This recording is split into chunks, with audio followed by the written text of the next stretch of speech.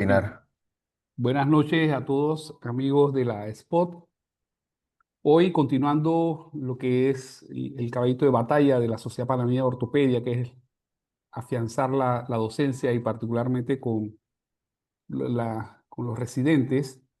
Tenemos nuestro séptimo webinar residocente y esta vez nos vamos a la región central, a Suero, con los residentes del Hospital Dr. Gustavo Nelson Collado. Van a tocar un tema supremamente interesante a nivel de rodilla, algo de actualidad, algo que estamos viendo mucho, que es la inestabilidad patelofemoral. Ellos durante esta hora van a ver los conceptos y la clave en cuanto a lo que es el abordaje actual de esta patología, que no es nueva, pero que ha tomado mucha importancia. Nos están llegando mucho los pacientes y debemos entonces saber qué hacer. La moderación va a ser por un gran amigo, arrocero, ortopeda, colega, el doctor Rodrigo Ortega, quien va a presentar a los ponentes. Así que aprovechemos todo esto y al final se harán las preguntas y sé que vamos a hacer, va a ser muy útil este webinar. Muy buenas noches a todos. Para los que no me conocen, mi nombre es el doctor Rodrigo Ortega, médico funcionario del Hospital Gustavo Nelson Collado en Chitré Herrera. Es un honor y darles la bienvenida a este espacio académico organizado por la Sociedad Panameña de Ortopedia.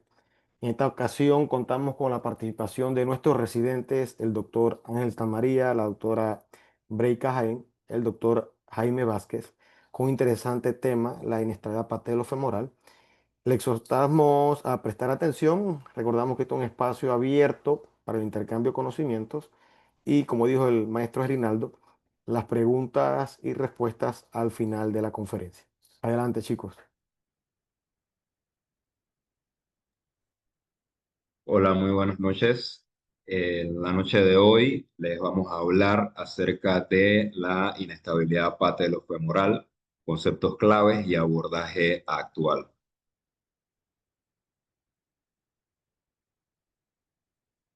No hay ningún conflicto de interés en nuestra presentación.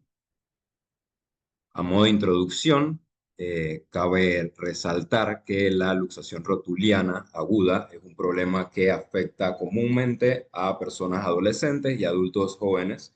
En la mayoría de los casos, se trata de una lesión relacionada principalmente con la práctica deportiva. Sin embargo, la recurrencia de la misma es poco probable en una rodilla que tenga una anatomía normal de la articulación patelofemoral.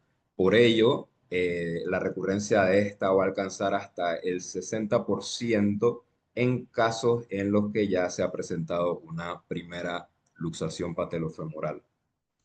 La inestabilidad patelofemoral es multifactorial y muchas veces es infravalorado. Es una causa importante de dolor y disfunción y de limitación en pacientes jóvenes y activos. A lo largo de esta presentación vamos a abordar conceptos claves que sustentan el entendimiento de la biomecánica de esta y además vamos a discutir acerca de los criterios actuales para el diagnóstico preciso, así como opciones de manejo conservador y quirúrgico basados en evidencia actualizada. Nuestro objetivo, por ende, no es solo revisar los datos, sino también de cuestionar paradigmas y también de integrar nuevas herramientas diagnósticas y exponer perspectivas que ayuden a mejorar la toma de decisión y personalización del tratamiento de cada paciente. En cuanto a la anatomía ósea de la patela específicamente, la rótula es el hueso sesamoideo más grande del cuerpo. Este se encuentra ubicado dentro de la tróclea del fémur distal y va a formar parte del mecanismo extensor mediante su conexión con el tendón del cuádriceps en el polo superior y con el tendón de la rótula en el polo inferior. La función principal de esta es aumentar el brazo de palanca del cuádriceps y facilitar entonces la extensión de la rodilla. Esta tiene una superficie anterior que es convexa, mientras que tiene una cara articular que va a estar dividida por una cresta longitudinal media que entonces va a dividirla principalmente en dos facetas, la faceta medial y la faceta lateral. La faceta lateral usualmente es más larga y con una pendiente más inclinada, lo que le permite ajustarse al cóndilo femoral lateral Y por otro lado, la faceta medial es más pequeña y con una pendiente más corta, pero más pronunciada. Entonces, existe la clasificación de Weber, en la cual vamos a tener los diferentes tipos de facetas. Esta va de tipo 1 a tipo 4. La tipo 1 es en la cual tenemos una faceta medial y lateral simétrica. En la tipo 2 hay una faceta lateral más desarrollada. En la tipo 3 hay una faceta medial pequeña y displásica y en la tipo 4 tenemos una rótula con faceta medial prácticamente ausente. Entonces, esta clasificación es relevante porque aquí tenemos que tener en cuenta que las tipo 3 y tipo 4 son las que tienen una mayor predisposición a que el paciente tenga mayor probabilidad de inestabilidad patelofemoral. Ahora, hablando un poco más de la anatomía ósea, en cuanto a la tróclea, esta está formada por la cara anterior del fémur distal, presenta un surco troclear centralizado con una faceta medial y lateral asociada.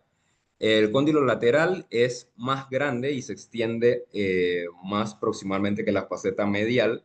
La profundidad del surco troclear normal es de aproximadamente 5,2 milímetros y el cóndilo femoral lateral es de 3,4 milímetros más alto que el medial. El surco troclear se profundiza a medida que se extiende distalmente y se desvía hacia lateral antes de terminar en la escotadura intercondilia del fémur. Entonces, las facetas trocleares continúan hacia los cóndilos femorales medial y lateral. La displasia troclear, entonces, se caracteriza por la pérdida de la anatomía cóncava y de la profundidad normal del surco troclear. Esto da lugar a una tróclea aplanada con facetas altamente asimétricas. Entonces, esta es una condición que va a predisponer frecuentemente a luxaciones rotulianas durante la flexión de la rodilla, debido a que hay una pérdida del contorno óseo que normalmente contiene a la rótula dentro del surco. Por esta displasia existe desde 1998 la clasificación de Dejure.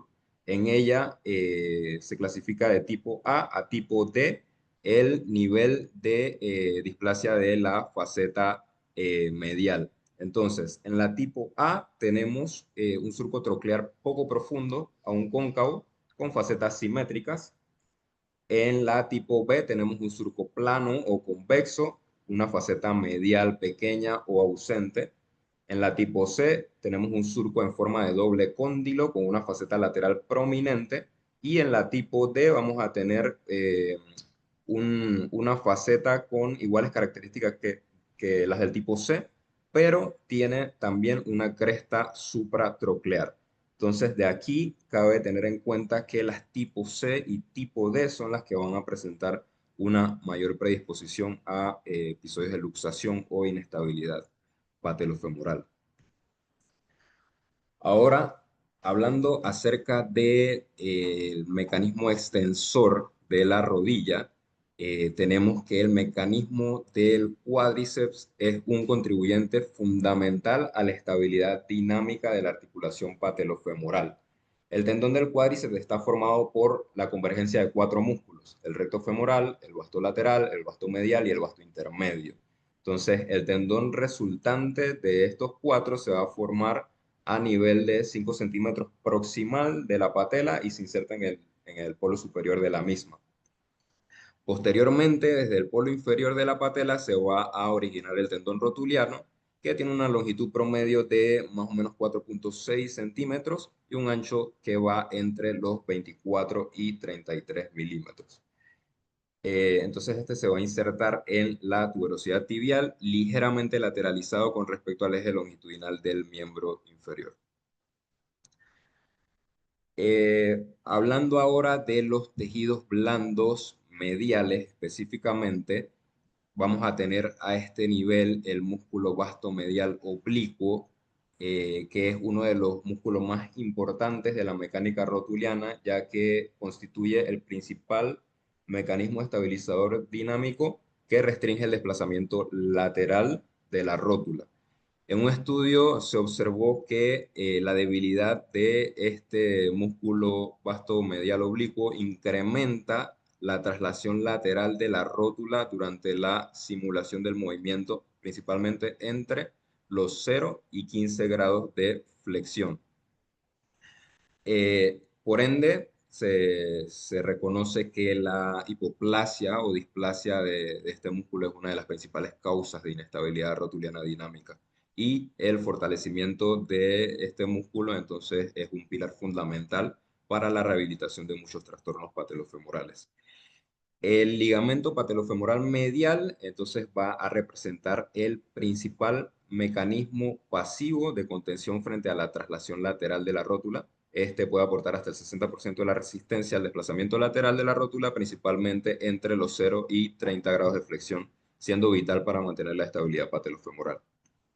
La laxitud de este puede tener origen congénito o puede ser también consecuencia a eventos traumáticos de subluxación o luxación lateral de la rótula.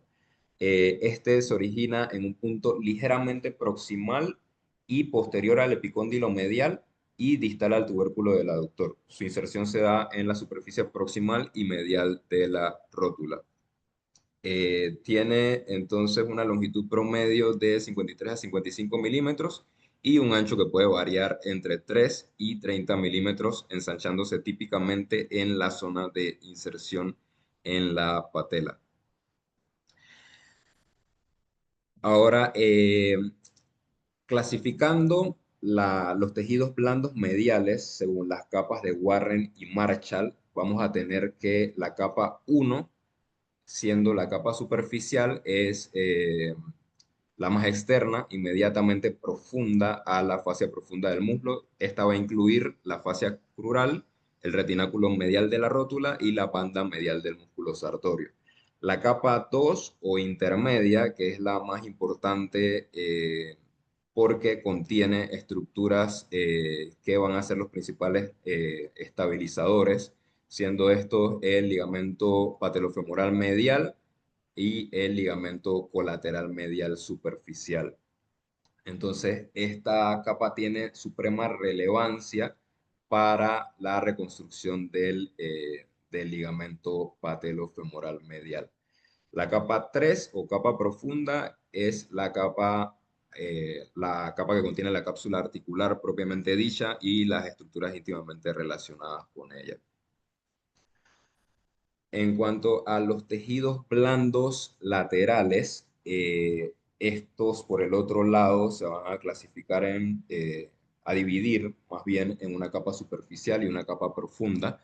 La capa superficial va a estar formada por el retináculo lateral oblicuo y la capa profunda incluye fibras oblicuas y transversales, entre ellas la banda patelotibial y la banda patelofemoral. El retináculo lateral actúa como un estabilizador secundario frente a la traslación medial de la rótula y la tensión excesiva de este es una causa frecuente de dolor patelofemoral. Esta puede producir un tilt o inclinación rotuliana lateral, lo que puede generar fuerzas anormalmente elevadas entre la faceta lateral de la rótula y la tróclea lateral del fémur, además de cambios degenerativos progresivos en la articulación. Entonces, aquí en las diapositivas tenemos un ejemplo en la figura inferior de cómo sería el til rotuliano lateral. Este normalmente es de aproximadamente 2 grados y si supera los 5 grados es cuando se considera como una inclinación anormal. Ahora conversando un poco más de los tejidos blandos laterales, tenemos la capa superficial del retináculo lateral que está formada por la fusión de fibras arqueadas provenientes de la banda iliotibial, además la aponeurosis del cuádriceps y el tendón del vasto lateral oblicuo. Entonces, aquí vemos la banda iliotibial que desciende distalmente, presenta fibras directas que se insertan en el tubérculo de Yerdi, pero también tiene fibras arqueadas que se van a conectar con la rótula y el tendón rotuliano. Estas son las fibras más superficiales y se encuentran por encima del periósteo anterior de la rótula. En la figura que tenemos a la derecha, entonces podemos ver al vasto lateral oblicuo que se encuentra por debajo de las fibras arqueadas de la banda iliotibial. También podemos observar la aponeurosis del cuádriceps, que se insertan de forma variable en la rótula lateral, principalmente en las porciones proximal y superficial. Entonces, en la figura inferior vamos a ver retraída hacia arriba la capa profunda del retináculo lateral, que está compuesta por la aponeurosis del cuádriceps y las fibras profundas de la banda iliotibial, con inserciones en la línea áspera.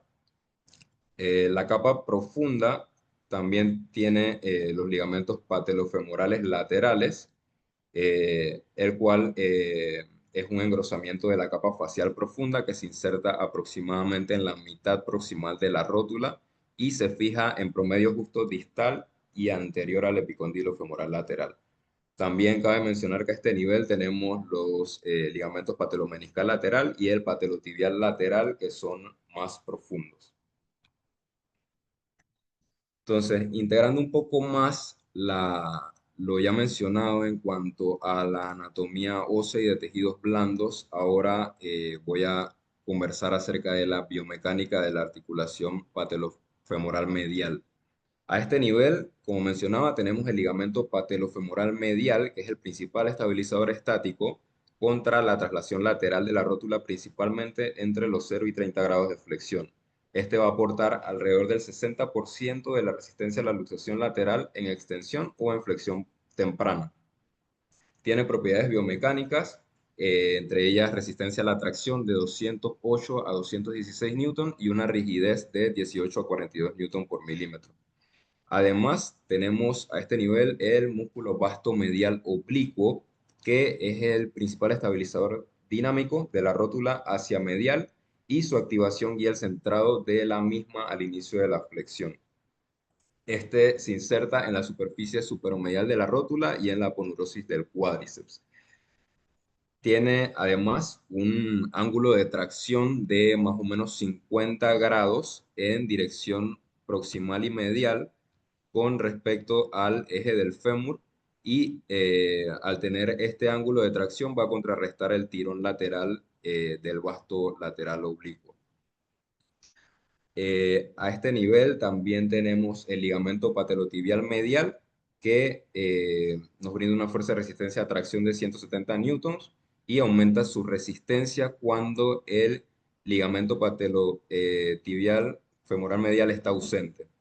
También tenemos el ligamento patelomeniscal medial y el retináculo medial que actúa en sinergia con el ligamento patelofemoral medial y el músculo del vasto medial oblicuo para mantener la rótula centrada. En cuanto a la biomecánica de la articulación patelofemoral lateral, por otra parte, vamos a tener las capas que comentaba previamente, superficial y profunda. En la superficial del retináculo tenemos la banda iliotibial, que funciona como estabilizador estático. Este tiene las fibras arqueadas que se extienden desde la banda iliotibial hasta la rótula, las cuales son perpendiculares u oblicuas, tanto con respecto a la banda iliotibial como a la rótula. Esto significa que dicha conexión también es perpendicular u oblicua con respecto a la línea de la fuerza longitudinal tanto de la banda iliotibial como del mecanismo extensor. Esta tiene una resistencia a tracción de 582 newton y una rigidez de 97 newton por milímetros. También tenemos el vasto lateral oblicuo, que es el principal estabilizador dinámico lateral. Este se dirige en 35 grados en dirección proximal lateral, como se veía previamente en la diapositiva, respecto al eje femoral, y contrarresta la fuerza proximal medial del vasto medial oblicuo. Entonces, un desequilibrio entre estos músculos puede generar tensiones diferenciales en las facetas articulares de la rótula. En cuanto a las capas profundas, entonces tenemos el ligamento patelofemoral lateral, que es un importante estabilizador estático y tiene una resistencia a la tracción de más o menos 170 newton y una rigidez de 16 newton por milímetro. además el ligamento patelomeniscal lateral y el ligamento patelotibial lateral. Aquí vemos cómo se da el movimiento patelofemoral. Este requiere una interacción compleja entre las estructuras óseas y de tejidos blandos previamente descritos. Las anomalías anatómicas óseas pueden provocar que haya desalineación y entonces predisponer a que haya un mal tracking rotuliano o un mal desplazamiento de la rótula. Asimismo, las alteraciones en estructuras dinámicas y estáticas de tejidos blandos pueden tener efectos significativos sobre la biomecánica patelofemoral. Entonces, en general, el concepto de tracking patelar es el comportamiento de la patela en la articulación con respecto a los diferentes rangos de movimiento. Como hueso sesamoideo, la rótula potencia la ventaja mecánica del mecanismo extensor, actúa como palanca y tiene la capacidad de amplificar la fuerza dependiendo de la actividad que se esté realizando. Por ello, contribuye a aumentar el brazo de momento del cuádriceps. Entonces, el mecanismo extensor funciona con dos fuerzas vectoriales. A medida que se flexiona la rodilla, el vector resultante causa un estrechamiento entre la superficie articular patelar y troclear, como vemos en la figura que tenemos a la izquierda. Entonces, entre los 0 y 30 grados de flexión, los principales estabilizadores frente a la traslación lateral de la rótula son los tejidos blandos, específicamente el ligamento patelofemoral medial. En extensión completa de rodilla, las fuerzas dirigidas hacia posterior sobre la rótula son mínimas y esta se encuentra en una posición ligeramente lateralizada. Como esta tiene una orientación única, al iniciar la flexión de la rodilla se produce entonces un desplazamiento medial de la rótula, lo que permite que ésta se centre progresivamente y se encaje dentro del surco troclear. Entonces, de esta manera se estabiliza la articulación patelofemoral durante el movimiento. Entre los 20 y 30 grados de flexión de la rodilla, la rótula se va a encontrar completamente encajada en la tróclea y esto le va a proporcionar una mayor estabilidad articular. A medida que la flexión progresa a más de 60 grados, va a aumentar la superficie de contacto de la rótula con la tróclea y se desplaza desde el polo distal hacia el polo proximal eh, de la misma. Una vez que la rodilla supera los 90 grados de flexión, entonces el tendón del cuádriceps comienza a entrar en mayor contacto con la tróclea, como vemos aquí en la imagen. Esto le permite entonces absorber parte de la fuerza de reacción articular. Entonces provoca que haya una estabilización de la fuerza o incluso que disminuya, ya que el tendón del cuádriceps comienza a asumir parte de la carga total del contacto articular. Entre los 90 y 135 grados de flexión profunda, entonces la rótula rota y la cresta que separa las facetas medial y lateral entran en contacto con el cóndilo femoral, entonces para empezar a contribuir de esta manera a la estabilidad profunda de la articulación durante la flexión completa. Bueno, ahora aunando un poco más en cuanto a la patología de la articulación patelofemoral, voy a hablarles de la epidemiología de la inestabilidad patelofemoral. Esta afecta principalmente a una población joven y activa y es responsable de alrededor del 2 al 3% al 3% de todas las lesiones de rodilla. Esta condición se observa comúnmente en la práctica ortopédica general y con frecuencia se presenta como una luxación rotuliana. Se estima que puede afectar aproximadamente a 77 personas por cada 100.000 habitantes. Se presenta en edades pico entre los 15 y 30 años. Aproximadamente uno de cada 1.000 adolescentes experimentará una luxación rotuliana primaria antes de los 20 años y esta tiene una recurrencia de entre el 30 y 60% una vez que ya se presenta un primer episodio de luxación eh, de rótula.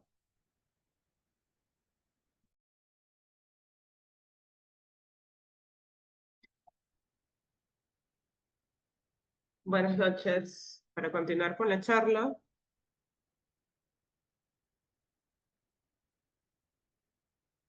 Ahora hablemos de lo que realmente definimos como la inestabilidad patelofemoral. La Sociedad Europea de Trauma Deportivo y Cirugía de Rodilla y Artroscopía, junto al Grupo Internacional de Estudio de Patología Patelofemoral, consideran el diagnóstico de la inestabilidad en sí como aquel paciente que ha presentado 2 o más episodios clínicamente demostrables de luxación o subluxación patelofemoral, o bien un episodio de hallazgos anatómicos con hallazgos anatómicos significativos que lo predispongan a una recurrencia.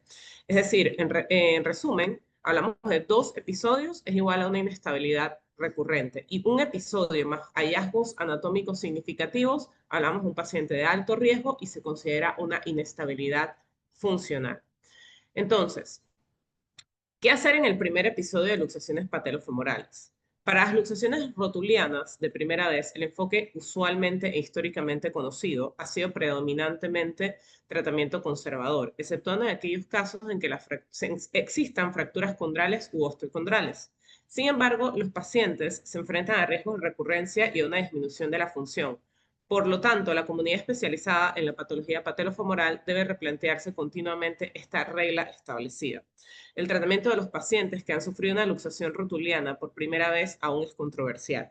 Aunque se puede optar por enfoques quirúrgicos o no quirúrgicos, existe escasa evidencia en la literatura que respalde con claridad una de estas decisiones terapéuticas.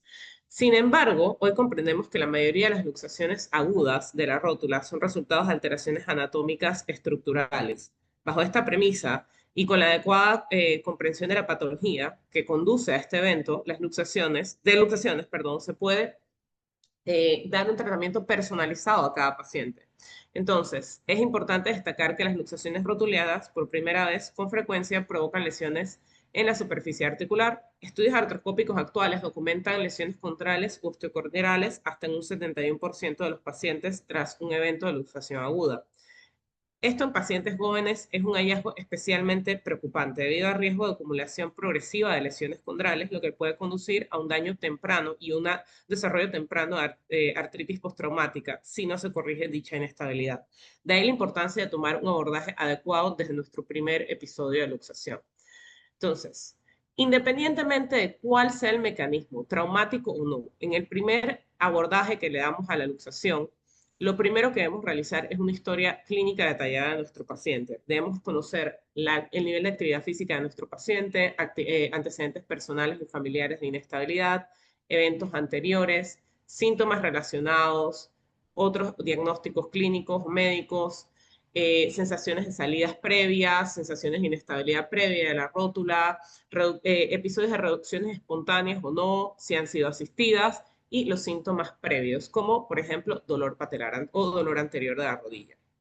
Por supuesto, debemos conocer obviamente el mecanismo de luxación o el mecanismo del evento de esta primera luxación, si fue traumático o no, y de ser traumático, cuáles fueron los mecanismos que desencadenaron entonces esta lesión. Y posteriormente pasamos un examen físico en el episodio agudo. Se debe ver el aspecto de la rodilla, si hay dolor, derrame articular, test de aprehensión patelar, se va a estudiar el tracking patelar, la dismetría de los miembros inferiores y estudiar la hiperlaxitud generalizada. Y lo más importante a la hora de abordar a ese paciente de tu primer episodio es valorar si hay un bloqueo articular o no, que nos va a sugerir un cuerpo libre y inmediatamente nos va a sugerir el primer abordaje o el primer tratamiento que podríamos darle a este paciente.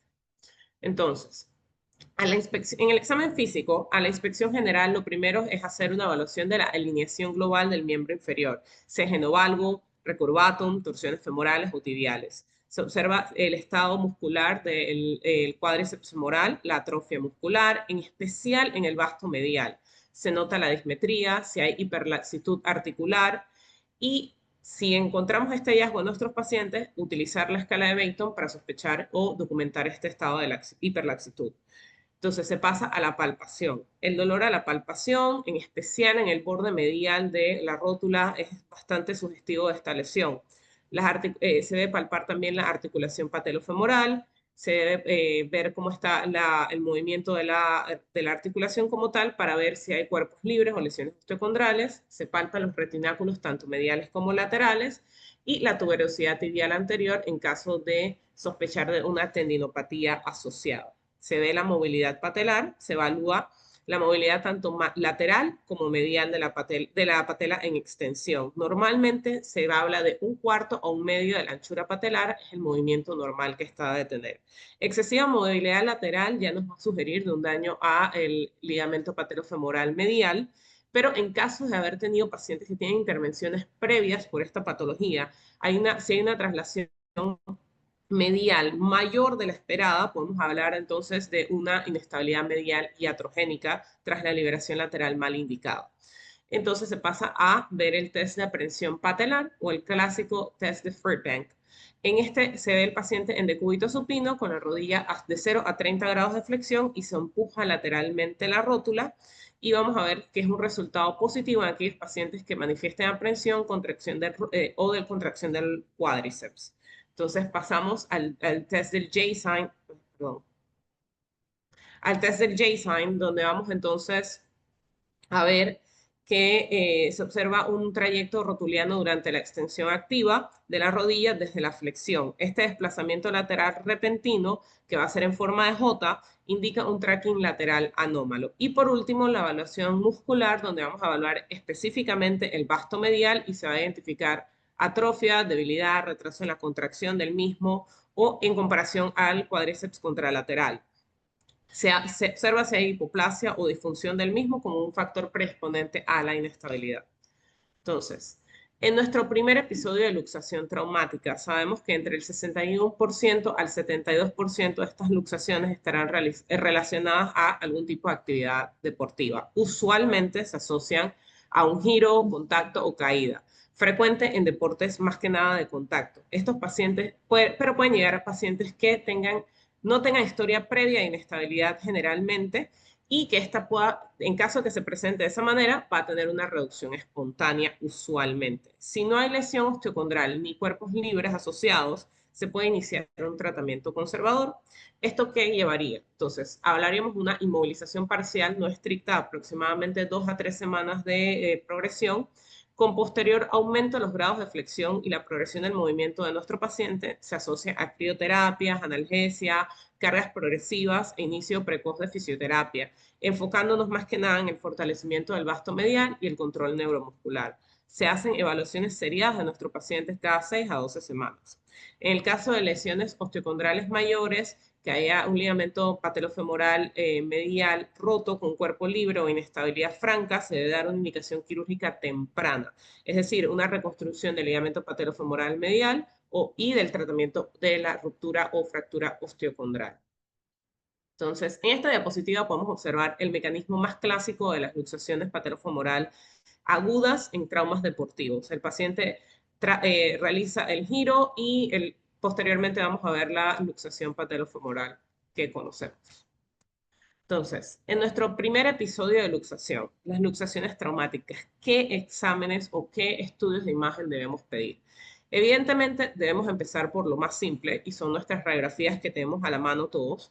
La radiografía AP, lateral y axial de patela es lo que necesitamos más que nada. Y vamos a, por este simple estudio, podemos ver displasias trucleares, patelas altas, tips patelares alterados o fracturas si son muy evidentes.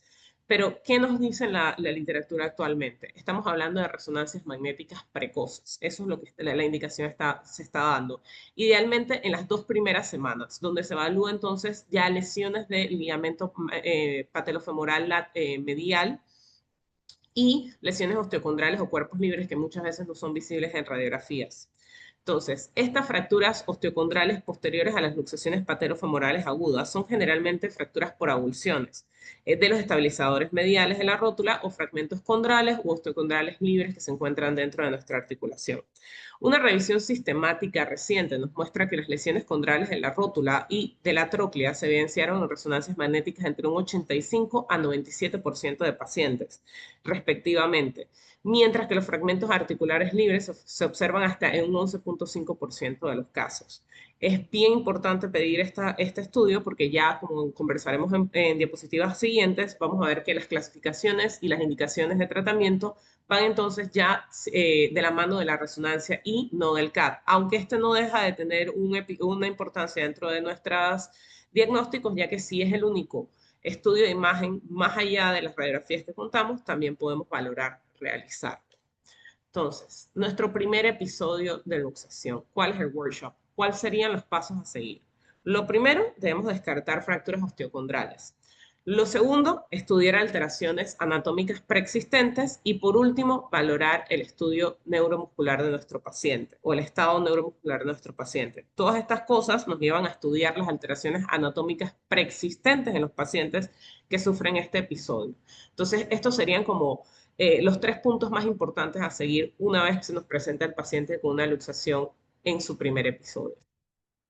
Entonces, siguiendo estos pasos de manejos ya conversados previamente, sabemos que las luxaciones patelares traumáticas casi siempre se acompañan de algún tipo de lesión de las estructuras de contención medial, como son el ligamento patelofemoral medial, el ligamento del cuádriceps femoral medial, los estabilizadores superiores e inferiores, como son el patelotibial medial y el patelomeniscal medial, y en ocasiones se asocian también a fracturas osteocondrales, las cuales deben evaluarse primero, como lo vemos en la primera columna de nuestra diapositiva.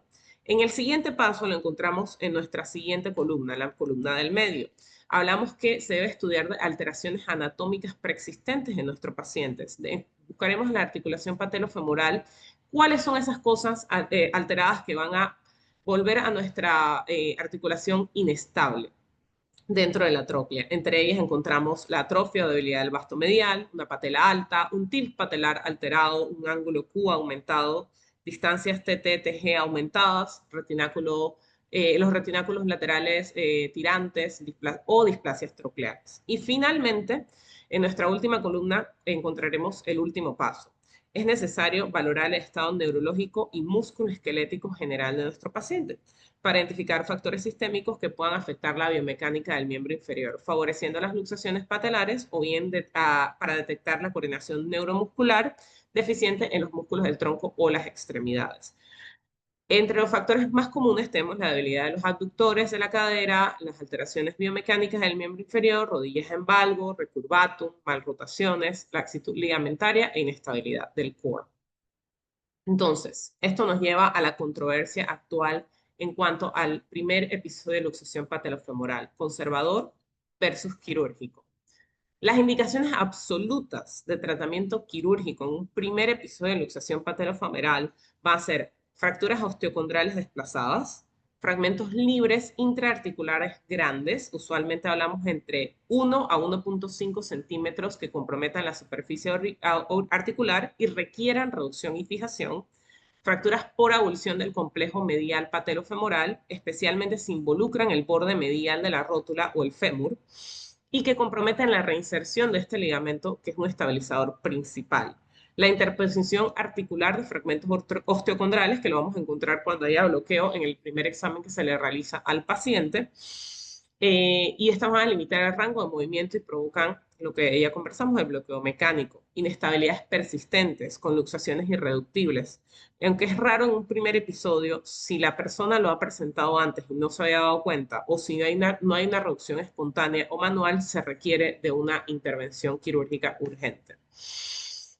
Entonces, este episodio, para ahondar más en el tratamiento quirúrgico del primer episodio, las fracturas por avulsión deben fijarse si comprometen la faceta medial de la rótula o si el número y la gravedad de los factores que encontremos en una evaluación inicial vayan a ser factores que favorezcan la cirugía temprana porque favorecen la inestabilidad patelofemoral y aunque hay una reducción, esta se va a volver inestable prontamente.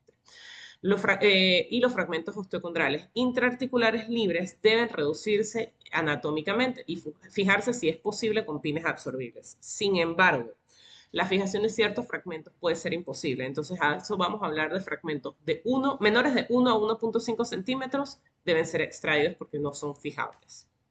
Entonces, nuestro primer episodio de luxación patelofemoral. ¿Es preferible el tratamiento conservador al quirúrgico en nuestro primer episodio? ¿Qué dice la literatura actualmente? Encontramos este estudio que evalúa otros estudios también y habla que entre el 61 y 72% de las luxaciones rotulares agudas están relacionadas a actividades deportivas, como ya lo comentamos.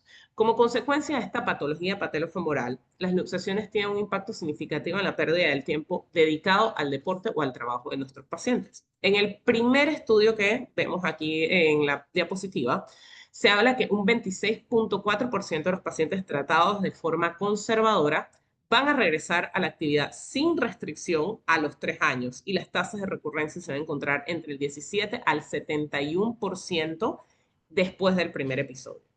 El segundo estudio nos habla que el tratamiento no quirúrgico es menos costoso, pero también menos efectivo, porque tanto la cirugía inmediata como la diferida resultaron en este estudio específicamente más efectivas en términos de calidad de vida.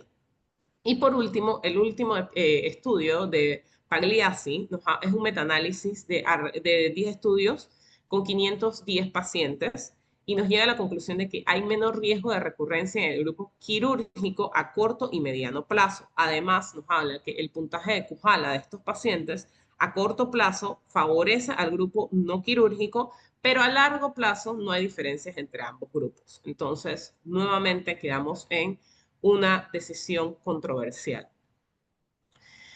En este otro estudio vamos a encontrar que las fracturas por avulsión, que ya como habíamos comentado, se fijan, que comprometen la rótula, se van a fijar si el número y la gravedad de los factores de la misma inestabilidad son graves y favorecen la cirugía temprana.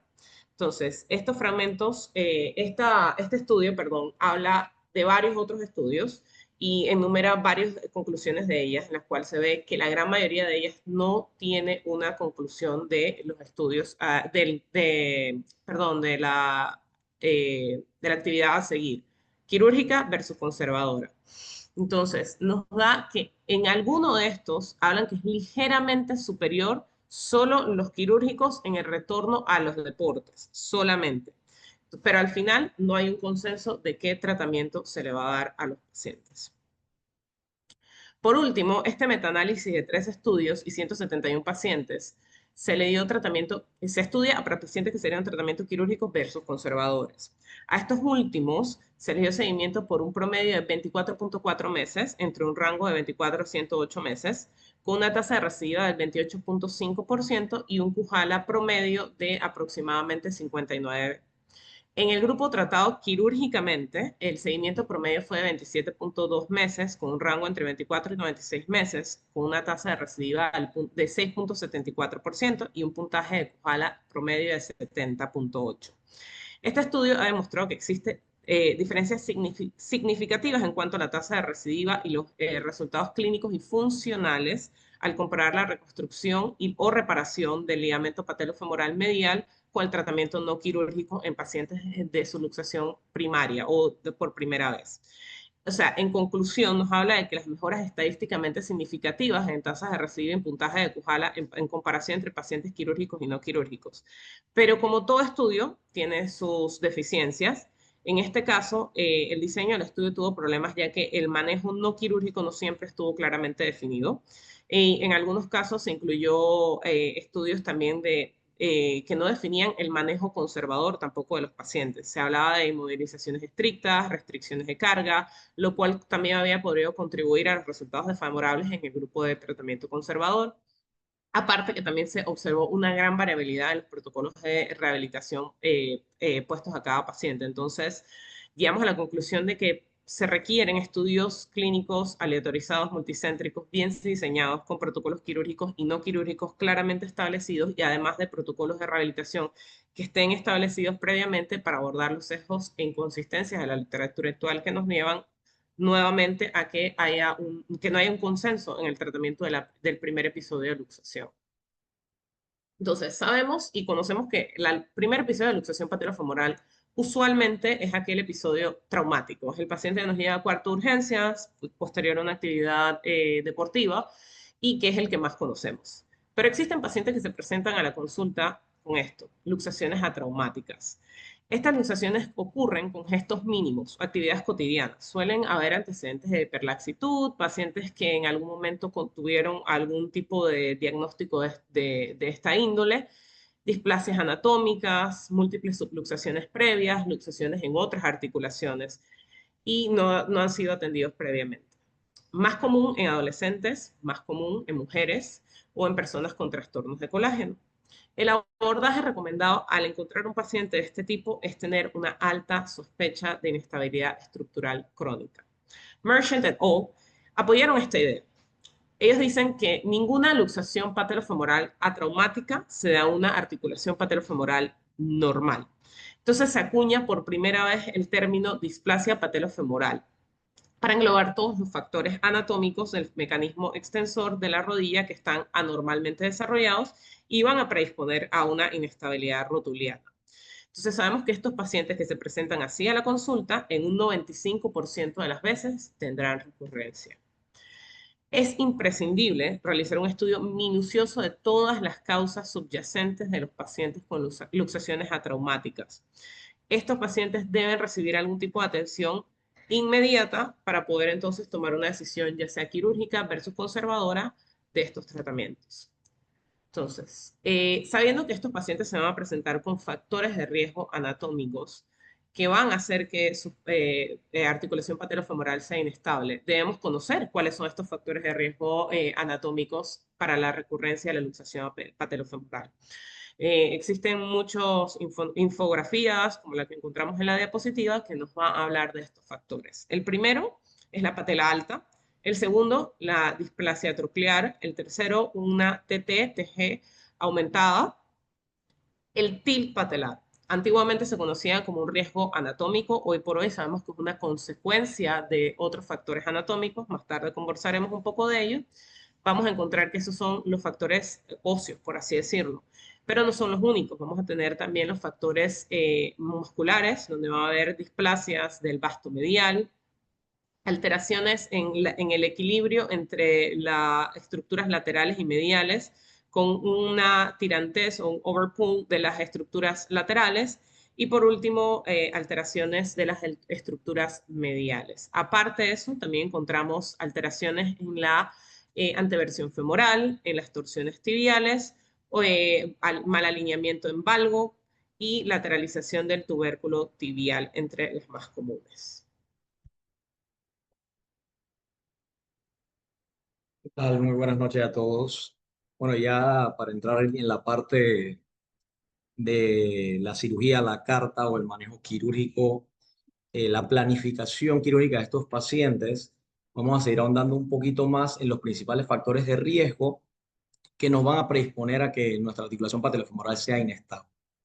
Entonces, desde 1987, incluso antes, 1964, Brad Storm describió por primera vez lo que fue el término de la displasia troclear utilizando mediciones del ángulo del surco en las radiografías de rodilla. Luego, pues en el 82, también Hebb fue otro investigador que clasificó la displasia troclear basándose en las evaluaciones cualitativas en solamente radiografías. Y por último, como mencioné, en el 87 llegó el doctor pues, Henry de Jur, cirujano ortopédico francés, que propuso una clasificación basada principalmente en radiografías laterales, la llamaban el True Profile o el perfil verdadero, para poder clasificar o poder ver lo que es la displasia troclear como tal por primera vez, que es uno de los principales factores de riesgo para inestabilidad patelofemoral. Entonces, ¿en qué consistía esta clasificación de Jur? En su primera versión del doctor Henry de Jur, tenía prácticamente tres signos principales que eran el crossing sign, el spur y el double contour sign. Entonces, el crossing sign básicamente ocurre cuando el fondo del surco troclear se proyecta delante del cóndilo femoral anterior en una radiografía lateral, indica un surco un poco aplanado o displásico. El spur es una protuberancia ósea por encima del surco troclear, indicando un desarrollo anómalo de la escotadura troclear.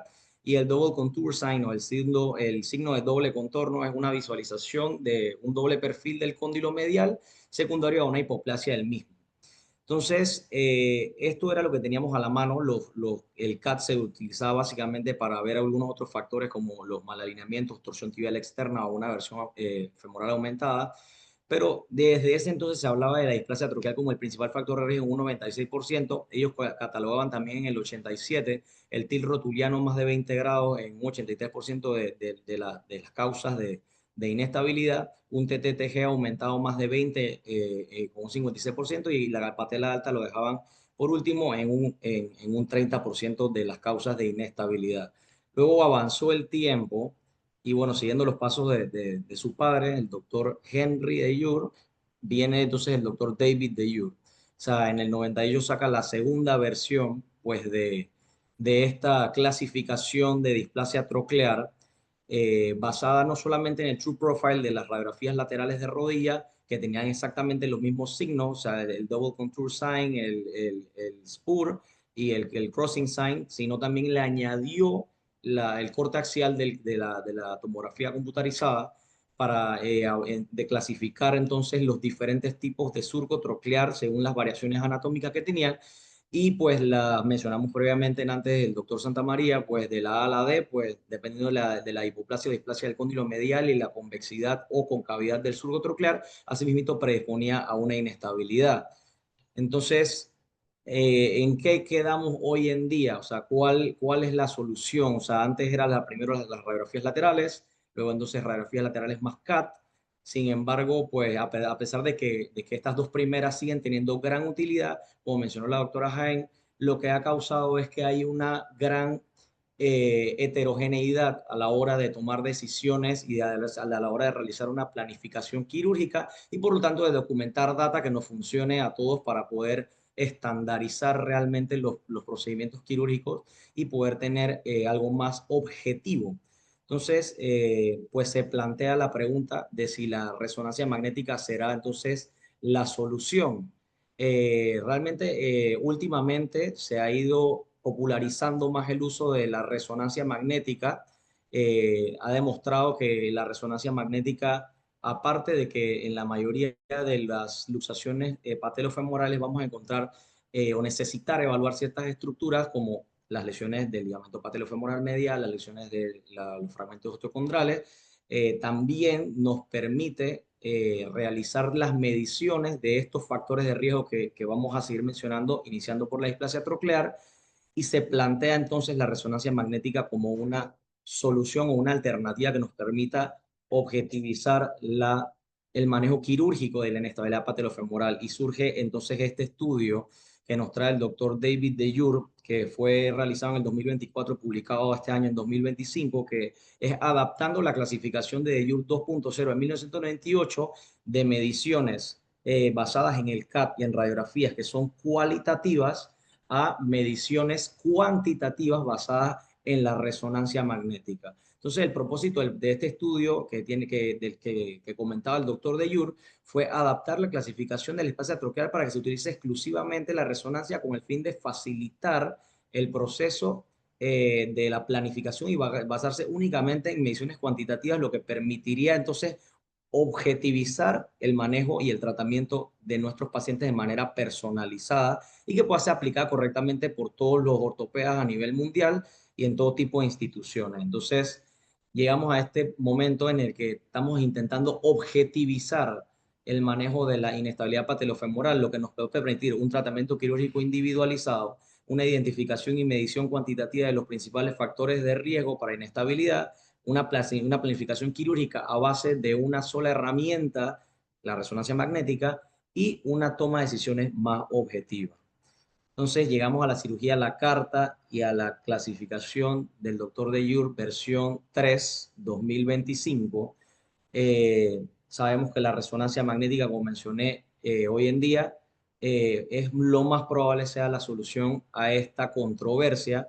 La mayoría de los pacientes pues, que tienen inestabilidad o que tienen luxaciones patelares traumáticas o atraumáticas siempre tienen lipohemartrosis o hemartrosis en casos agudos, fracturas osteocondrales, lesiones óseas o contusión ósea, ruptura del ligamento patelofemoral medial. Por lo tanto, podemos evaluar todas estas patologías, además de que podemos realizar todas nuestras mediciones. Algo es importante a mencionar en este punto, que dentro del estudio se menciona y se recomienda que se utilice el Multiplanar Reconstruction, el modo de Multiplanar Reconstruction, ya que esto nos va a permitir tener cortes más finos y nos va a permitir poder realmente, como voy a explicar ahorita, tomar las mediciones con la alineación correcta de los cóndilos y logrando un perfil lateral verdadero en el plano sagital. Entonces, pasamos de diferenciar entre 1998, donde teníamos radiografías laterales, y el CAT, que teníamos trocleas normales o con un surco flat o no prominente con hipoplasia del cóndilo medial, o con una convexidad franca a una planificación triplanar. Entonces, vamos a evaluar nuestra displasia troclear según la versión del doctor de Jur 3.0 y vamos a tomar ciertas mediciones en los tres planos, en el coronal, en el axial y en el sagital. Entonces, en el plano coronal, la primera medición que vamos a realizar se llama The Trochlear Groove Angle, que básicamente es el ángulo que se forma entre el eje anatómico del fémur y el eje del surco troclear, medio en el plano coronal la resonancia magnética, o bueno, en este caso también como vemos en la imagen, una disección anatómica en la que podemos observar que en la línea negra punteada representa el eje anatómico del fémur y la línea verde representa el eje del surco troclear. El ángulo alfa que se forma entre ellos dos es el Trochlear Groove Angle. Entonces, este ángulo, como observamos en la figura que tenemos a nivel de la esquina superior izquierda, podemos observar que está completamente alineado al eje del anatómico del fémur en caso de pacientes que no tienen displasia. Pero a medida de que mayor es la displasia, se va medializando el ángulo del eje del surco y se va separando el eje anatómico del fémur. Entonces, el doctor de Jura en este estudio encontró que en los pacientes que tenían inestabilidad patelofemoral tenían un trochlear groove angle de entre 1.2 más o menos 3.6 desviaciones estándares versus el grupo control, que era mucho menor. Entonces, mientras más grande es el ángulo, mayor va a ser la displasia, más medial va a ser la orientación y por lo tanto también vamos a tener un TTTG más aumentado, que eso lo hablamos ahora a la hora. Por lo tanto, un trochlear groove angle aumentado es sinónimo de un surco troclear más displásico. Entonces tenemos también en nuestro plano axial ahora el sulcus angle. Esto no es una medida nueva. Sin embargo, se ha adaptado a la resonancia magnética. Nos ponen en el estudio, que lo vamos a compartir también para que lo puedan ver con calma, cómo medir o cómo tomar estas mediciones por pasos. Vamos a ir de cefálico a caudal. Vamos a llegar al punto de donde se vea por primera vez el cartílago articular, que va a ser nuestro landmark del cóndilo medial, y vamos a tomar 3 puntos, como vemos aquí en el step 1. El primer punto va a ser el surco troclear, el segundo punto el más alto del cóndilo medial y el tercer punto el más alto del cóndilo lateral. Vamos a unir estas tres líneas y vamos a medir el ángulo en el medio. Entonces el ángulo que encontró el doctor de Jur, que era en todos los pacientes que tenían inestabilidad, en el estudio era 160 más o menos 7.4 desviaciones estándar para un valor máximo promedio de 157 grados. O sea que este va a ser nuestro punto de referencia de corte, a diferencia del grupo control que presentó más o menos 149 por más o menos 6.1 desviaciones estándar. Es importante resaltar que no siempre es cuantificable en tróqueas convexas en pacientes que tienen una displasia ya mayor. Entonces, vamos también a tomar esta medida, se llama el Lateral Trochlear Inclination, que básicamente lo que vamos a hacer es pasar una línea bicondilar posterior, como vemos aquí en la imagen. Esta línea la vamos a sacar básicamente alineando los cóndilos en el corte axial y en el corte sagital, y vamos a tirar una línea donde queda el hueso subcondral del cóndilo medial y que pase a través del cóndilo lateral también. Vamos a tomar un punto, como vemos aquí en la imagen, en el surco troclear. Vamos a tomar otro punto en el área más superior del cartílago del cóndilo lateral y vamos a extrapolar nuestra línea bicondilar posterior hasta que se una con esta línea. Entonces, eso va a formar un ángulo, como vemos aquí. Ese ángulo puede ser positivo o negativo dependiendo qué tan displásico o hipoplásico esté el cóndilo, la inclinación lateral del cóndilo o de la tróclea lateral. Entonces, eso nos va a hablar de una falta de contención de la patela hacia lateral. Y en el grupo del doctor, pues ellos hablaban de 11.2 más o menos 4.1 desviaciones estándar en los pacientes de inestabilidad y el valor de referencia de corte era 14 grados para este ángulo. Entonces, tenemos un punto muy importante que se describe en el artículo, que es el spur o el central bump, que muchas veces antes era infravalorado, ahora se describe como uno de los patrones más importantes en lo que es la luxación rotuliana, y es un error pasarlo por alto. Este spur básicamente lo vamos a medir en el corte axial. Como vemos en el step 1, vamos a encontrar todo el centro de nuestro surco troclear y nos vamos a ir entonces al corte sagital. y vamos a trazar una línea que pase por toda la cortical anterior del fémur y otra línea que pase por todo el centro del surco troclear. La superficie ósea que sea sobrante delante de la cortical, de la línea de la cortical anterior del fémur, va a ser nuestro spur o va a ser el central bump que vamos a tener. Y en el grupo de pacientes del doctor tenía que para los pacientes de inestabilidad fue 6 más o menos 2.2 deviaciones estándar para un spur, un valor de cohorte de 5 milímetros como el punto máximo que ya nos va a predisponer inevitablemente a una inestabilidad. Es muy importante a la hora de hacer esta medición, como mencioné al principio, solicitar el field of view y el modo de multiplannar reconstruction para poder tener una verdadera lateral. Lo hacían un énfasis en el estudio. Entonces llegamos ya al meollo del asunto, la displasia trocal 2025, la clasificación de Dejure en la subversión 3.0. Vamos a pasar de A, B, C, D a 0, 1, 2, 3. 0 viene siendo una troclea normal.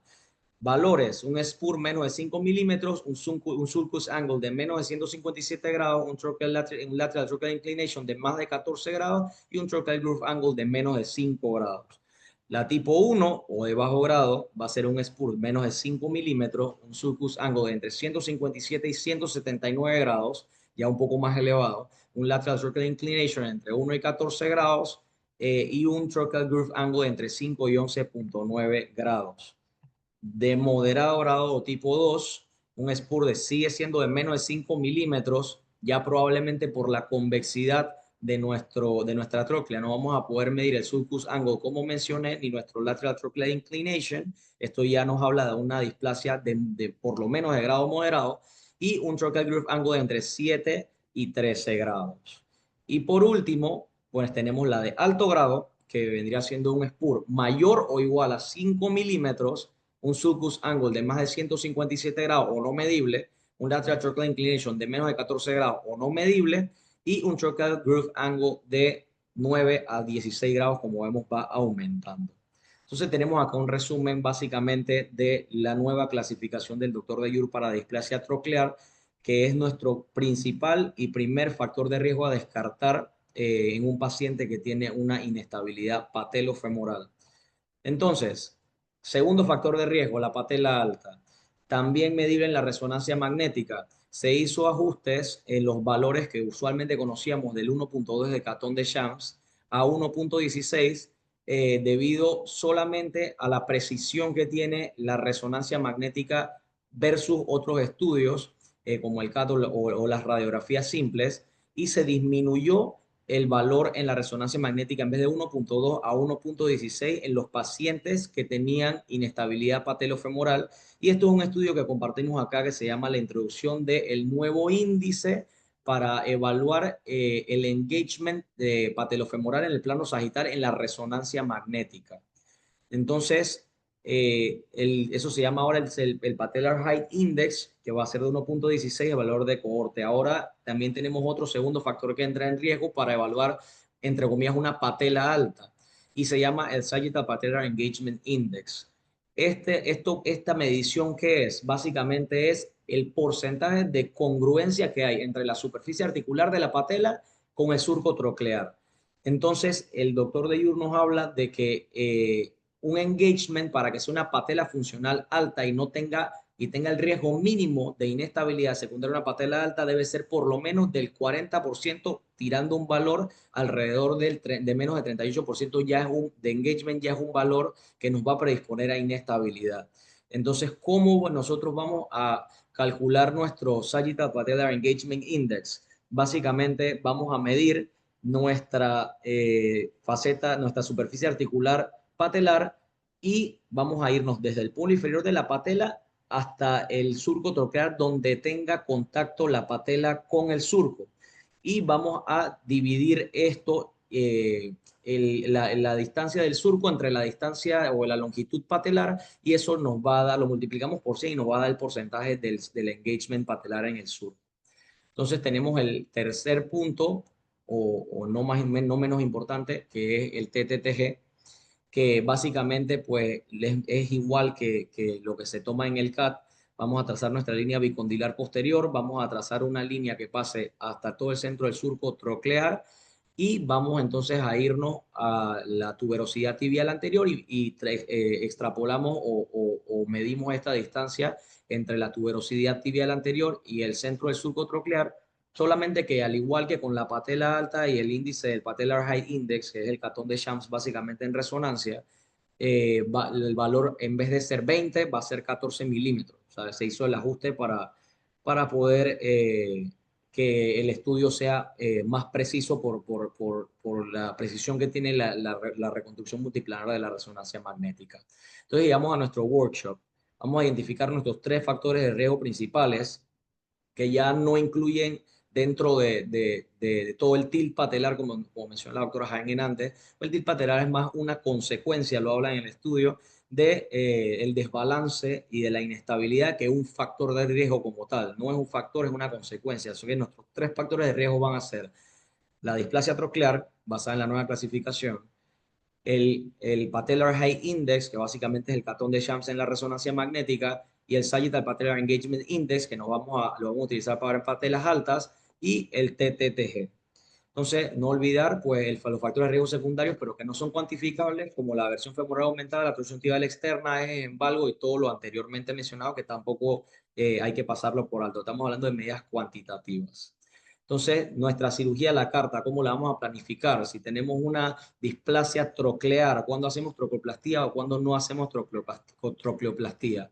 Si tenemos una troclea normal de bajo grado o de grado moderado, no se recomienda trocleoplastía según las últimas revisiones basado en la nueva clasificación de DeJur, ya que tenemos buena congruencia entre la patela y la troclea. Sin embargo, ya en las de moderado grado no recomiendan trocleoplastía como tal, sino que muchas veces recomiendan una distalización para mejorar el engagement patelar en la tróclea.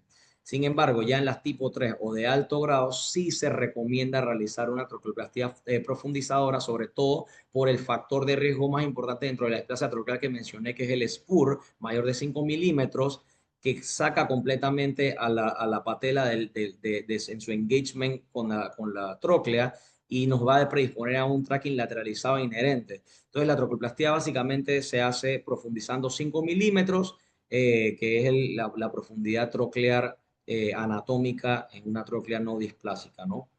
Entonces, para las tipo 3 o de alto grado. ¿Cómo vamos entonces a planificar cuándo hacemos una distalización por una patela alta? ¿Cuándo la hacemos? ¿Cuándo no la hacemos? Bueno, se quiere que el patellar height index o el catón de Shams en resonancia sea mayor de 1.16 y que el sagittal patellar engagement index sea menor de 38% para poder considerar esto. Entonces queremos en nuestro goal, nuestra meta sea tener al menos 40% de congruencia entre la patela y la tróclea y vamos a planificar nuestra distalización de la siguiente manera con esta fórmula que está aquí. Para lograr un 40% de congruencia vamos a agarrar A, que es la longitud patelar, B, la longitud de la congruencia de la patela con la tróclea. Entonces vamos a multiplicar el 40% por la longitud patelar menos la longitud de la tróclea y eso nos va a dar los milímetros de distalización que tenemos que realizarle al paciente. ¿Ok? Entonces, en el plano del TTTG, nuestro goal va a ser tener un TTTG que esté entre 8 milímetros y que sea menor de 14, o sea, entre 8 y 14, para que sea realmente, tenga un tracking adecuado a nuestro paciente.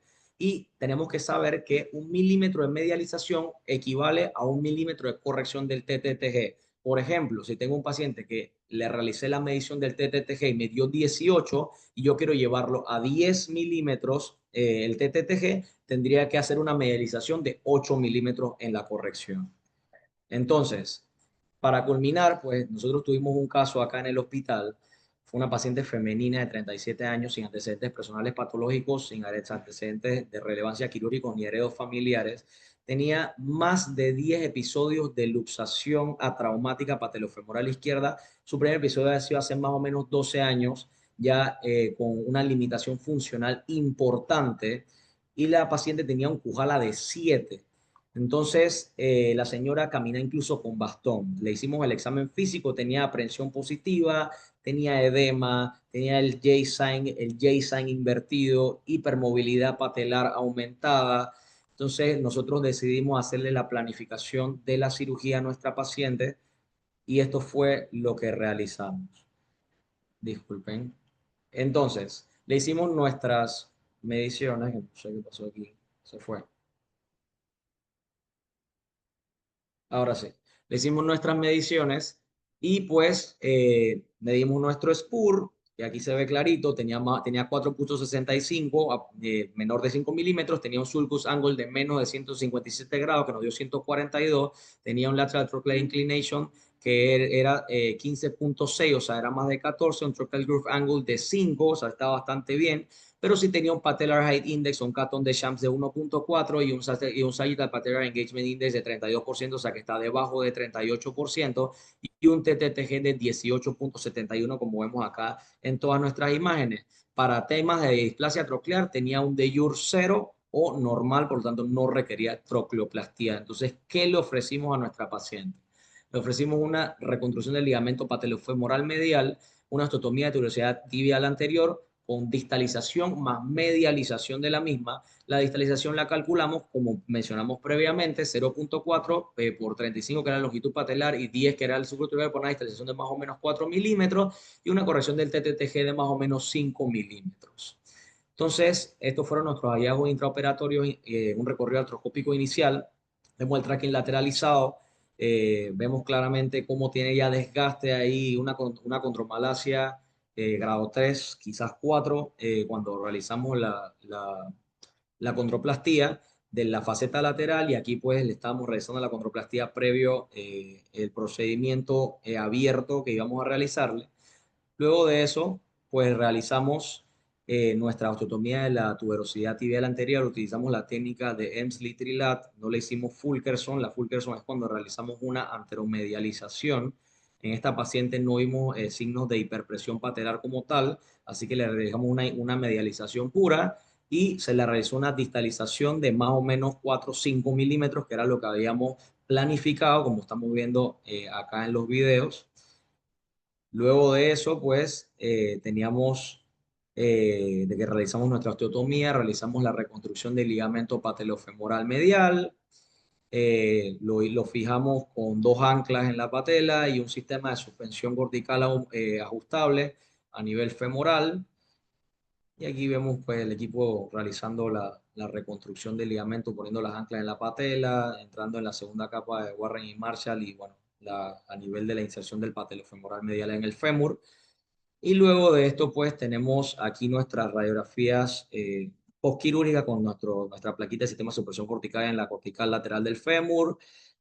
Pues fijamos también la osteotomía de la tuberosidad tibial anterior con 2 tornillos y una plaquita anti-gliding, y realizamos también pues un second view después de la reconstrucción, y vemos un tracking ya centrado patelar. Aquí está nuestro equipo y el resultado postquirúrgico inmediato. Vemos que la paciente ya tiene un tracking patelar centrado. En ese momento obviamente hay más edema y demás. Y bueno, aquí tenemos los resultados postquirúrgicos al mes. Citamos a la paciente, ya vemos que no tiene hipermovilidad patelar. La paciente pues tiene también un rango de movilidad entre -5, -10 grados de extensión y 90 grados de flexión. El Cujal aumentó de 7, que lo tenía, ahora está en 42. La paciente refiere sentirse bien, está con muy poco dolor, refiere realmente que se siente muy satisfecha, ya no tiene aprensión y ya está empezando a deambular con muletas sin el miedo que tenía anteriormente a las luxaciones muy recurrentes, ¿no? Y bueno, ya para culminar, aquí tenemos un flujograma de síntesis de toda la información que hemos dado. Si tenemos una luxación patelar primaria, vamos a descartar primero que no haya indicaciones absolutas de cirugía. Si hay fragmentos osteocondrales o lo que mencionamos previamente, vamos a ir a realizar una fijación inmediata y una reconstrucción del ligamento patelofemoral medial, dependiendo de si el paciente tiene una ruptura como tal. Si no hay una lesión osteocondral o indicación absoluta de cirugía, podemos irnos a un manejo conservador inicial y estudiar las causas las potenciales causas de recurrencia. Si esto falla y el paciente tiene un segundo episodio de luxación o tiene una sensación de inestabilidad, nos vamos a ir inmediatamente al manejo quirúrgico, que lo vamos a planificar con lo que acabamos de hablar. 3 factores de riesgo: displasia troclear, patela alta y un TTT aumentado. Para las tipo 1, tipo 2, no trocleoplastía, considerar distalización en las tipo 2. Para las tipo 3, vamos a hacer trocleoplastía profundizadora. Vamos a medir nuestro catón de Shams o patellar high index de 1.16 mayor o un sagittal patellar engagement index menos de 38%, y ahí entonces consideramos la distalización. Y tenemos también pues nuestro TTTG aumentado mayor de 14 para considerar una medialización de rutina. En todos los pacientes que vayamos a someter a un manejo quirúrgico por inestabilidad patelofemoral, vamos a realizar una reconstrucción del ligamento patelofemoral sistemática, y se recomienda realizar pues con mucho cuidado una liberación del retináculo lateral. Entonces, para llevar a casa, pues siempre estudiar los factores de riesgo anatómicos para recurrencia luego un primer episodio de luxación. Una luxación atraumática recurrente nunca ocurre en una articulación patelofemoral normal. La planificación triplanal basada en una sola herramienta, nuestra resonancia magnética multiplanar reconstruction con field of view, nos va a facilitar que podamos tener una mejor homogeneidad y objetividad a la hora de poder realizar las cirugías con respecto a la inestabilidad.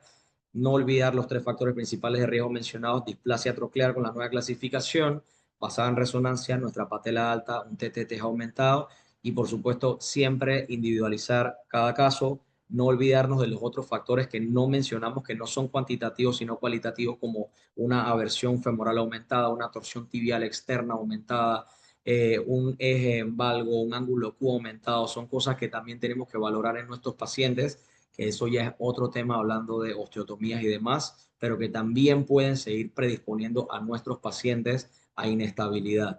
Entonces, recordar siempre individualizar cada caso. Así que muchísimas gracias por su atención, y cualquier pregunta o duda estamos acá a la orden. Excelente Rodrigo. Sí, buenas noches a los chicos, felicitaciones por buena revisión bibliográfica y presentación. El doctor Rinaldo nos pregunta en qué consiste el Kujala Score, para que los chicos nos respondan. Ok, hola, buenas noches, ¿qué tal?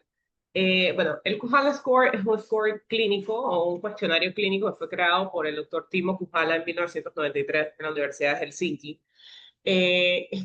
Prácticamente se utiliza hoy en día con preguntas que nos dejan saber la base inicial de los síntomas de nuestros pacientes al valorar el dolor, porque valora el dolor anterior de la rodilla y alteraciones patelofemorales, ¿no? Entonces nos deja saber el baseline de nuestro paciente al iniciar un estudio, nos deja saber cuáles son las limitaciones funcionales que tiene nuestro paciente a la hora de evaluarlo de una manera objetiva, y por último nos da como un ítem para poder comparar el avance de nuestros pacientes postquirúrgicos si decidimos algún tratamiento quirúrgico con ellos. Además, nos deja saber también, nos da por lo menos una herramienta para poder comparar estudios y evaluaciones clínicas entre un paciente y otro, y entre un estudio y el otro. Entonces tiene ítems que van a ser desde la cojera, el dolor del paciente sentado con la rodilla flexionada por mucho tiempo, dolor al subir las escaleras, al realizar cuclillas, al saltar,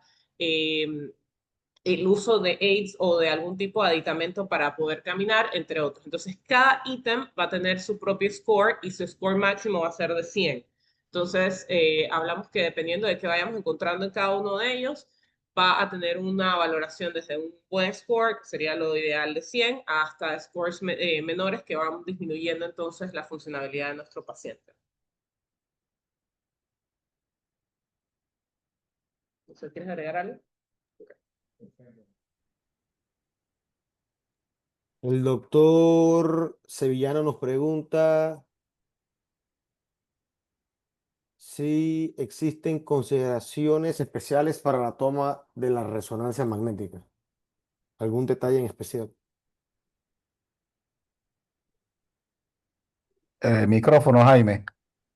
¿Qué tal? ¿Qué tal? Disculpe.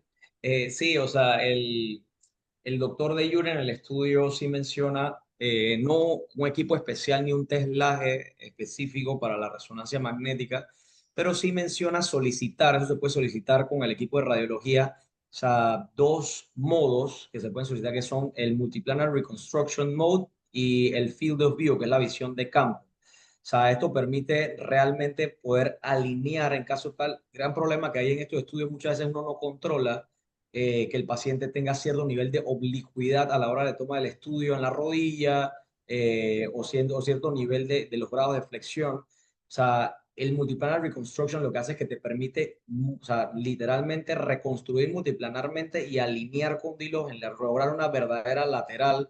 Y el field of view, que es la otra consideración que él menciona, te permite tener cortes más finos para tener más detalle a la hora de realizar las mediciones. Pero fuera de estas dos consideraciones, que eso se le tiene que solicitar a la hora de tomar el estudio al técnico de rayos X, realmente no hay ninguna otra como consideración específica que él mencione. Solamente estas dos cosas, que se solicite el multiplanary reconstruction y el field of view. Y ya con eso, pues, nosotros podemos realizar las mediciones de manera adecuada y hacerlo reproducible.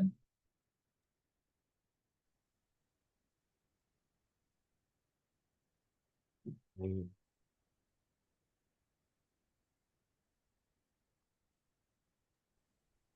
El doctor Heir, quería decir algo. Sí, felicidades a los amigos de Azuero. Rodrigo, muchas gracias por ayudar a estos muchachos. De verdad que gran presentación de un tema realmente importante, como le dije, que está de moda, porque tenemos que saber mucho de patología femoral. Yo he conversado mucho con Jaime al respecto. Yo le hacía la pregunta del Kujala Score porque es crucial saber cómo llevar, cómo evaluar al paciente, cómo las preguntas que uno hace y no tener un patrón de comparación. Ahí yo vi que ese tenía un Kujala de 7, que es supremamente bajo, la paciente esa que operaron, porque uno ya, un Kujala por debajo de 65 ya es deficiente. Yo no sé cómo habrán calculado ese 7, pero bueno. Y después me dijeron que quedó en 40, que 40 todavía en el score de Kujala es deficiente. Es importante manejar todas estas tablas. Uno tiene que documentar. Incluso ese score de Kujala en la Fundación Valle Lili, que ahí por ahí le escribí yo a Jaime, que está Juan Pablo Martínez, que es joven y está estudia mucho esto, lo de la patología femoral. Ellos ya hicieron la validación, porque como eso se hizo en Europa, hicieron la validación si se pudo utilizar el score de Kujala para América y en Colombia se dieron cuenta que sí es útil y realmente es un test muy confiable. Eso es importante tenerlo a mano, de repente después lo pasan o igual yo se los puedo pasar para que lo tengan en español. Sé que ustedes lo tienen allá, pero para poder compartirlo en el grupo. Lo otro es que uno tiene la parte clínica. Ahí vi una imagen, un video en el signo de la J, pero el signo de la J es crucial saber y saber qué significa y cómo diagnosticarlo. También lo de las radiografías. Si bien es cierto, hemos ido ya a la tendencia de hacer la valoración por resonancia magnética, que es muy bueno medir todos estos ángulos, pero debemos también nosotros darle retroalimentación a los radiólogos. Hay muy pocos radiólogos que saben hacer estas mediciones. De repente sería bueno hablar con los que, o en algún momento hacemos algo con los radiólogos para esto. Pero en radiografías sencillas, simples, saber una lateral a 30 grados, saber medir las alturas patelares, en unas axiales, saber medir los ángulos, porque no siempre tenemos el acceso, obviamente, a tener resonancia magnética, es decir, utilizar todas las herramientas para hacer un diagnóstico. Y si bien tenemos para la resonancia magnética, instruir bien a nuestros radiólogos o pasarle los artículos para que ellos nos hagan las mediciones precisas. Y en cuanto a la cirugía, de verdad que interesante esto, lo de la distalización. Eh, pero como ustedes mencionaron, ahí tiene que ser a la carta. No todo el mundo podemos estar haciéndole distalización, no todo el mundo podemos estar haciéndole medialización, sino que uno en algún momento haciendo menos hace más. Entonces siempre hay que tener los criterios claves a la hora de tomar una decisión particularmente quirúrgica.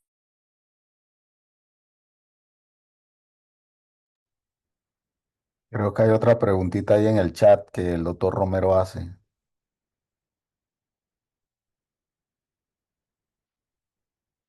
A ver. El doctor Romero pregunta si este software está disponible aquí en Panamá, de resonancia magnética. lo que realmente le preguntaba, y disculpen que activé el micrófono, realmente la idea es que Jaime le explique al resto de la gente qué quiere decir lo que él habla, ¿ok? Porque, ojo, estas son consideraciones técnicas, meramente técnicas, y ojo, algunas cosas son variaciones de software dentro de las cuestiones con la antena y el resonador, ¿ok?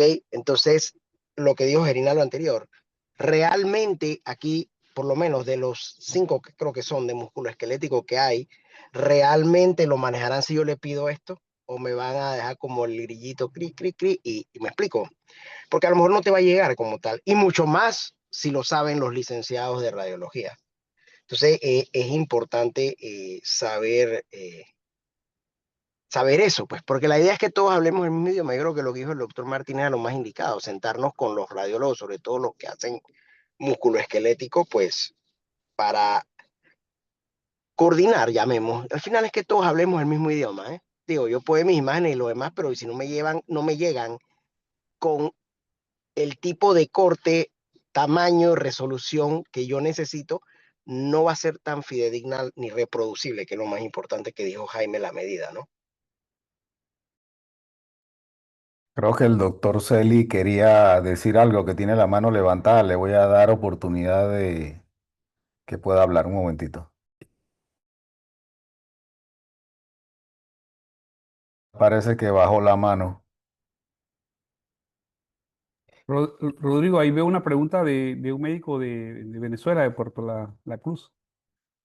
Sí, el doctor Simón Brazón dice si tiene alguna importancia para estos casos la tomografía computarizada de Fulkerson.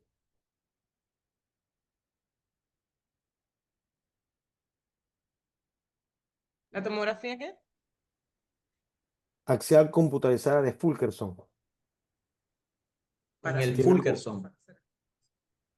No, sí, o sea, de hecho se puede utilizar todavía la tomografía axial computarizada. Es el estudio que más se utiliza hoy en día todavía para planificar y medir el TTTG y decidir si hay que hacer una osteotomía de la tuberosidad tibial anterior. Se toma el valor de referencia que es mayor de 20, ¿no? En el CAT. Sin embargo, pues dentro de toda la idea del ajuste que se ha hecho ahora, que es lo que se está proponiendo, que sí, seguramente, sobre todo en nuestros países acá de América, tendrá sus limitaciones, o sea, es intentar homogeneizar todas las medidas a través de la resonancia magnética. La medición es básicamente igual, pero sí se puede seguir utilizando el CAP para planificar una osteotomía de la tuberosidad tibial anterior, solamente que ajustando los valores que se han utilizado hasta ahora siempre, ¿no? Pero por supuesto que sí, sigue teniendo toda la utilidad del mundo. De hecho, en nuestros medios, como dice Jaime, probablemente es el estudio que más tenemos a la mano fuera de la radiografía simple para realizar en nuestros pacientes de manera más rápida. De hecho, en la mayoría de nuestros hospitales se puede realizar una tomografía en cuarto de urgencia de un paciente que llegue con su primer episodio de luxación patelofemoral, aparte de las radiografías de estudios básicas, ¿no? Entonces creo que por ser uno de los estudios que está más ampliamente a la mano de cada uno de nosotros, sí sigue teniendo un papel preponderante en estos diagnósticos, ¿no? Muchos de nuestros pacientes no llegarán a tener la resonancia magnética a su disposición antes de que empeoren sus síntomas. Entonces, ya de saber que el paciente evidentemente puede tener un criterio clínico quirúrgico, nos podemos apoyar en estos estudios de mano antes de poder llegar a la resonancia magnética y tomar una decisión. Y Sí, disculpen, con respecto a lo que mencionaba el doctor Romero, yo le consulté acá en el hospital al jefe de resonancia magnética acá de los técnicos pues, de rayos X al respecto de la posibilidad de solicitar eso acá en el hospital, que digo, el resonador que hay acá tampoco es el mejor del mundo, pero le consulté y realmente me mencionó que tendría que revisarlo, pero como dijo el doctor Romero muy bien, son temas más técnicos que de software. O sea, realmente eso es como cuando uno pide, me explicó, una reconstrucción 3D en un CAD. La mayoría de los equipos, pues, si el técnico sabe realizarlo, pues lo puede realizar. Seguramente sería cuestión de sentarse a compartir y a proponer, ¿no? Con el equipo de radiología también. pero es algo técnico también. Sí, para agregar algo adicional, creo que a la final del día son detalles técnicos. Ya se aboga por una clasificación por resonancia, sin embargo, no todos tienen acceso a resonancia. Y como dijo el maestro Romero, doctor Reinaldo, nos estamos yendo quizás más allá y estamos olvidando lo que es lo básico, con lo cual por años han tenido muy buenos resultados y se han seleccionado e individualizado pacientes con tratamientos y scores funcionales muy buenos. Entonces, yo creo que puede ser moda o es lo que se viene. Así como dice el trabajo actual del doctor de Jur, es como simplificar en un solo estudio todas las medidas posibles y no depender de tantos estudios más adicionales. Pero al final del día, en nuestra práctica habitual, la radiografía es lo básico. El CAT nunca va a dejar pasar de moda. Y la resonancia no solamente nos da información de las partes blandas, ¿no? Sino que creo que va a requerir más entrenamiento por los detalles del mismo software. La verdad que esa va a ser la tendencia, sin olvidar lo anterior. ¿Alguna pregunta más? A Creo ver. que el doctor Mario Peralta quería decir alguna palabra, le voy a habilitar. Adelante, doctor.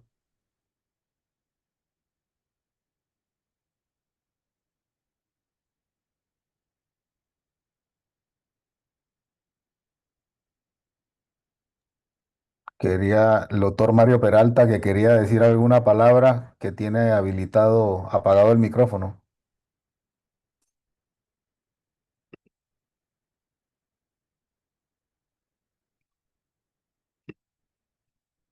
Bueno, seguimos. No sé si tienen alguna otra pregunta. Rodrigo, ahí veo que el doctor El, Andiel Ortiz hizo. el doctor Ortiz pregunta,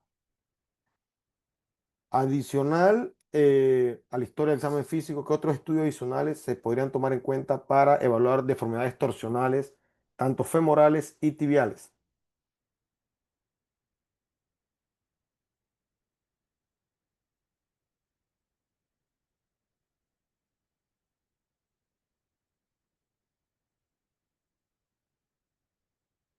Rica y Jaime, el micrófono.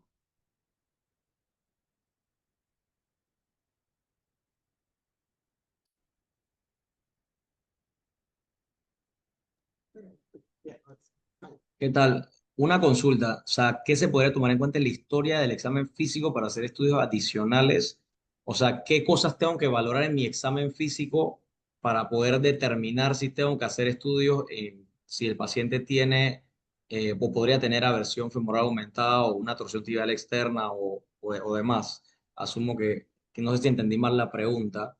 Si ese es el caso, o sea, nosotros podemos hacerle pues, el dial test al paciente, valorar, o sea, hay otro tipo de maniobras al examen físico que en la que estemos sospechando una versión femoral aumentada o una torsión tibial externa y en este caso lo que habría que pedir al paciente es un perfil torsional en el CAT que sigue teniendo toda la utilidad y pues ahí dependiendo de lo que encontremos en el examen físico de estos, el dial test sobre todo, a nivel de lo que es torsión tibial externa y aversión femoral aumentada, podemos entonces solicitar el perfil torsional, ¿no? También puedes ver la marcha del paciente, o sea, si vemos que el paciente tiene una alineación en valgo, podemos pedirle una telemetría o un escanograma de miembros inferiores y realizar la medición del ángulo Q y demás, que son otros factores que también pueden jugar un rol importante en lo que es la inestabilidad.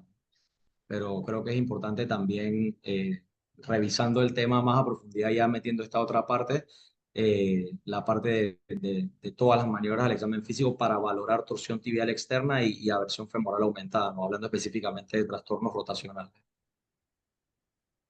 El doctor Montes pregunta por la elección de los implantes, ¿por qué anclas? ¿Por qué sistema de suspensión a la hora de hacer la reconstrucción patellofemoral? ¿Algún criterio? Bueno, realmente no hay en la evidencia actual, por lo menos haya tenido la oportunidad de revisar una superioridad significativa en el tipo de fijación, por lo menos a nivel patelar. Lo que he revisado que tiene un poco más de tasas de éxito es utilizar anclas, y hay una tendencia creciente hoy en día debido a la oportunidad de realizar ajustes en la tensión, de utilizar sistemas de suspensión cortical en vez de tornillos biabsorbibles, pero realmente de que el paciente le vaya a ir mejor o peor por la elección del implante o del tipo de fijación, no hay una superioridad clara entre uno y otro dentro de lo que yo he podido revisar.